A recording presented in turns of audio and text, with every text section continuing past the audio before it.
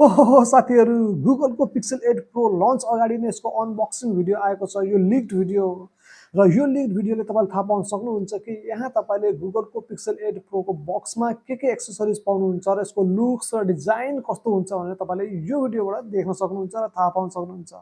अब थाहा छैन यो एक्चुअलीमा गुगलले आफूले हाइप गर्नको लागि गरेको हो वा फेरि कसैले यो भिडियोलाई लिक्ड गरिदिएको हो भनेर। तर जे होस् यो भिडियोमा तपाईले गुगलको अपकमिङ फोन पिक्सल 8 प्रो को लुक्स डिजाइन र एक्सेसरिज के छ भन्ने कुरा सजिलै देख्न पाउनुहुन्छ, सजिलै थाहा पाउन सक्नुहुन्छ। सो हामी यो भिडियोमा गुगलको पिक्सल 8 प्रो को जुन अनबक्सिङ भिडियो छ त्यसमा हामीले हेरेर केही कुराहरू गर्ने कोसिस गर्नेछौँ। जस कारणले गर्दा तपाईलाई पनि गुगल पिक्सल 8 प्रो किन्ने मन छ वा किन्न चाहनुहुन्छ भने त्योभन्दा पहिले तपाईले यसको बारेमा केही कुरा बुझ्न सक्नुहुनेछ। मेरो रेडमी नोट 13 प्रो प्लस को भिडियोमा तपाईले एकदमै धेरै माया देखाइदिनु भएकोमा तपाईहरुलाई एकदमै धेरै मनबाट धन्यवाद। यस्तै माया र सपोर्ट देखाइराख्नुहोस् र नेपाली युट्युबर्सलाई सपोर्ट गर्नुहोस्। एउटा नेपालीले नै हो नेपालीलाई सपोर्ट गर्ने। तपाईको रेडमी नोट 13 प्रो प्लसमा देखाइएको मायाको लागि म तपाईलाई ह्याट्स अफ दिन चाहन्छु।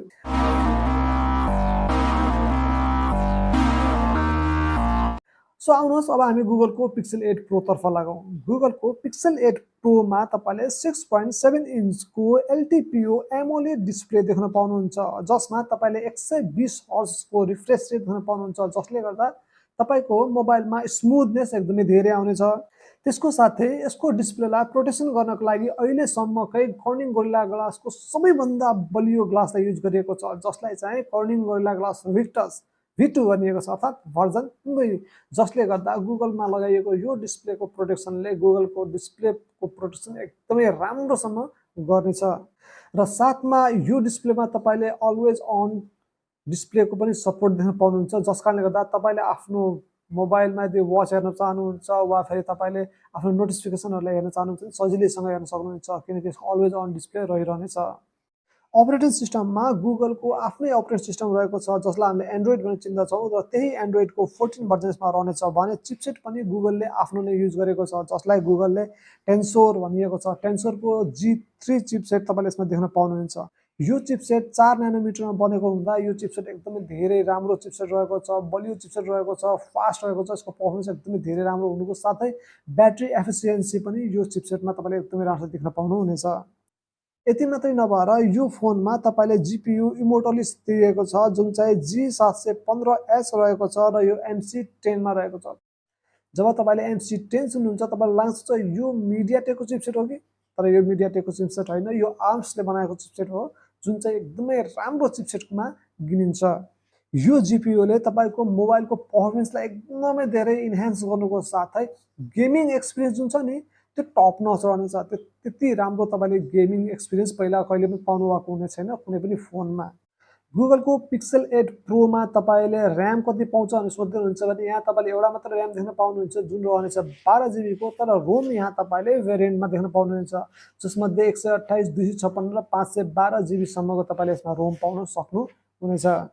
गुगलको फोनहरु एक्चुअलीमा पर्फर्मेन्सको लागि एकदमै धेरै राम्रो मानिन्छ, तर यसको क्यामेरा पनि टप नच रहने गर्दछ। त्यसैले गर्दा गुगलको यो फोनमा पनि अर्थात् गुगल पिक्सल 8 प्रोमा पनि तपाईले एकदमै राम्रो क्यामेरा पाउन सक्नुहुन्छ, जुन रहेको छ 50 मेगापिक्सलको र यहाँ तपाईले एपर्चर देख्न पाउनुहुन्छ 1.9 को, जुन 25 mm को वाइड लेन्ससँग आउने गर्दछ। त्यति मात्र नभएर यहाँ तपाईले टेलिफोटोको लागि 48 मेगापिक्सलको क्यामेरा देख्न पाउनुहुन्छ, जुन एकदमै ह्युज रहेको छ र साथमा अल्ट्रा वाइडको लागि पनि 48 मेगापिक्सलकै क्यामेरा रहेको छ। यसमा ड्युल फ्ल्यास दिएको छ, जस कारणले गर्दा तपाईले नाइटमा पनि भिडियोहरु वा फोटोहरु खिच्नुहुन्छ भने एकदमै राम्रो आउने गर्दछ। यो क्यामेरामा भिडियोका लागि होस् वा फेरि फोटो खिच्नको लागि होस्, यसमा चाहिँ तपाईले EIS र OIS को सपोर्ट देख्नको साथै जायरोको पनि एकदमै राम्रो सपोर्ट देख्न सक्नुहुनेछ। यति मात्र होइन, हामीले धेरै कुरा बुझ्नुपर्ने हुन्छ। गुगलको फ्रन्ट क्यामेरा पनि 10 मेगापिक्सलको दिएको छ। अब तपाईको सेल्फी वा सेल्फी भिडियो होस् त्यो एकदमै धेरै राम्रो आउँछ, तर गुगलको जुन मेन क्यामेरा रहेको छ रियरमा, त्यसबाट तपाईले 4K सम्मको भिडियो रेकर्डिङ गर्न सक्नुहुन्छ विथ 60 फ्रेम पर सेकेन्ड, जसले गर्दा तपाईको भिडियोमा तपाईले आफूले चाहे अनुसारको एडिटिङहरु गर्न सक्नुहुन्छ। इजिली एकदमै स्लो मोसनहरु पनि राम्रो खालको लगाउन सक्नुहुनेछ।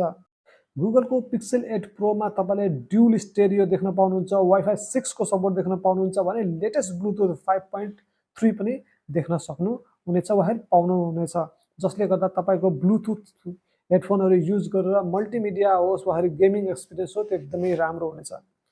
अब यो फोनमा सेक्युरिटीको लागि तपाईँले अन्डर डिस्प्ले फिङ्गरप्रिन्ट स्क्यानर देख्न पाउनुहुन्छ। हुन त अब यो फोन एकदमै महँगो हुनेछ, त्यो हिसाबले हेर्नुहुन्छ नि यो एकदमै सही कुरा हो कि यसमा अन्डर डिस्प्ले फिङ्गरप्रिन्ट दिएको छ। त्यसमा पनि यो सुपर एमोलेड डिस्प्ले हो, यो वान अफ द बेस्ट डिस्प्लेहरूको क्याटेगोरीमा आउने गर्दछ। अब ब्याट्रीको कुरा गर्नुहुन्छ नि यहाँ तपाईँले 4950 mAhको ब्याट्री देख्न पाउनुहुन्छ, जुन चाहिँ 27 वाटको रहेको छ। PD 3.0 को सपोर्ट रहेको छ भने 23 वाटको वायरलेस रिभर्स चार्ज पनि यसबाट तपाईँले गर्न सक्नुहुनेछ।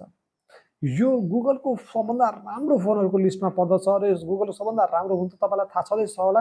गुगलको एउटा त्यस्तो ब्रान्ड हो जसले चाहिँ डाइरेक्टली एप्पल र स्यामसङलाई कम्पिटिसन दिइरहेको छ र गुगलको फोनहरू सधैँ सबैभन्दा बढी मन पराइने फोनहरूमा पनि पर्दछ।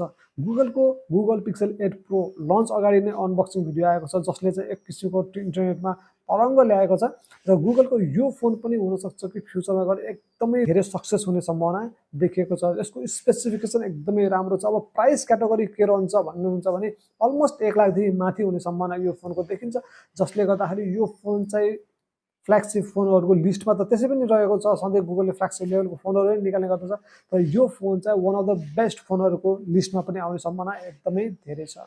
गुगलको यो फोन तपाईँलाई कस्तो लाग्यो त? तपाईँलाई यो फोन मन पर्यो भने कृपया यो भिडियोलाई लाइक गरिदिनु होला, सेयर गरिदिनु होला र हाम्रो च्यानललाई सब्सक्राइब गरिदिनु होला। फाइनली फेरि एकचोटि तपाईँलाई भन्न चाहन्छु कि तपाईँले रेडमी नोट 13 प्रो प्लसकोमा जुन माया देखाउनु भएको छ, जुन सपोर्ट देखाउनु भएको छ हाम्रो च्यानललाई, त्यो माया र सपोर्ट सदैव राख्नु होला र हामीलाई आशा छ कि तपाईँले छिटै नै यो च्यानलमा 1000भन्दा बढी सब्सक्राइबर पुर्याइदिएर हामीहरूलाई सपोर्ट गर्नुहुनेछ र एउटा नेपालीले नेपालीलाई नै हो यति धेरै माया र सपोर्ट गर्ने, जस कारणले गर्दा हामी पनि तपाईँहरूको लागि केही न केही कुराहरू ल्याएर दिन सकोस्। आजको लागि यति नै, फेरि भेट्छु अर्को कुनै भिडियोमा। त्यतिसम्मको लागि स्वस्थ रहनु होला, सुरक्षित रहनु होला।